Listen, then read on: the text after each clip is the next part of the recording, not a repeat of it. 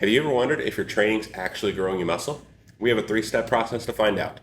And this video is sponsored by Titleist Pro V1s and Hot Dogs at the Turn. First step to know if you're growing muscle.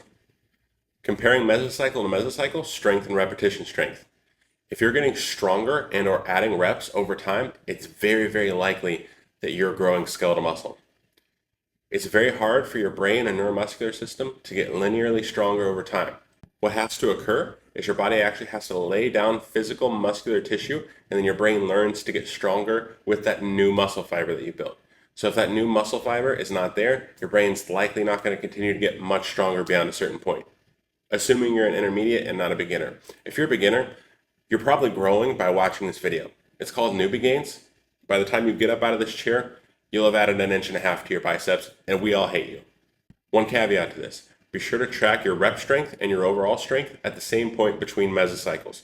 We know that fatigue masks performance, so you might want to track this at, let's say, right after a deload to right after a deload in between your mesocycles. What you don't want to do is track week 1 strength to week 4 strength and wonder why you haven't gotten stronger. The reason you haven't gotten stronger is because progressive overload mandates that we get more fatigued over time, and that's one of the fundamental tenets of how we get better. And that fatigue masks your performance. All right, so that's the main thing with how you know if you're growing skeletal muscle. But what are some leading indicators so we know in our mesocycle right now, am I growing skeletal muscle? Again, we have some caveats and some assumptions. Caveat number 1, again, if you're a beginner, you're growing skeletal muscle, go take your dog for a walk, you'll be bigger than all of us. Assumption number 2, you're getting adequate protein intake, around 1 gram per pound of body weight. Assumption number 2 is that you're gaining at least a half pound per week. This is going to ensure that we have the raw materials through calories to actually grow skeletal muscle. So with those assumptions aside, let's get into how we know if your mesocycle right now is growing you skeletal muscle. Leading indicator number 1, muscle disruption and weakness over the course of your workout. If you're going throughout the course of your workout and your repetitions look like this, set 1, 12 reps, set 2, 11 reps, set 3, 9 reps. That drop off in reps tells us that you're pushing hard enough to accumulate fatigue.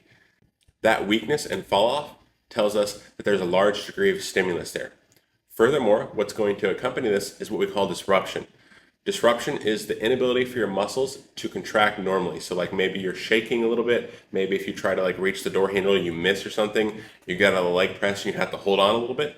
That's disruption. So if you're getting weaker over the course of your sets in a workout and you're getting disruption, you have a high degree of stimulus and you're on the right track. Leading indicator number 2 is muscular pumps.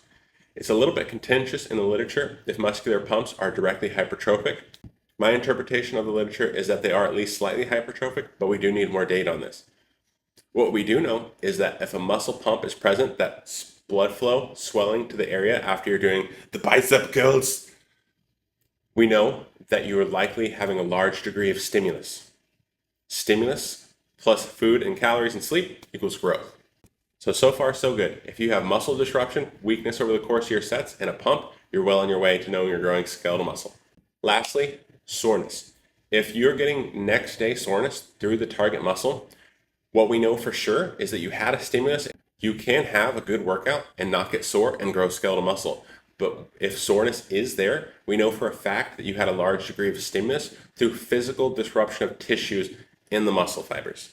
The one caveat to that is you don't want to be sore for longer than 2 to 3 days. You might have overshot it and you might actually be taking too much of your recovery resources and not actually growing with them because you overshot it. So let's bring it all together. Let's find out if you're growing or if you're a failure that no one will ever love.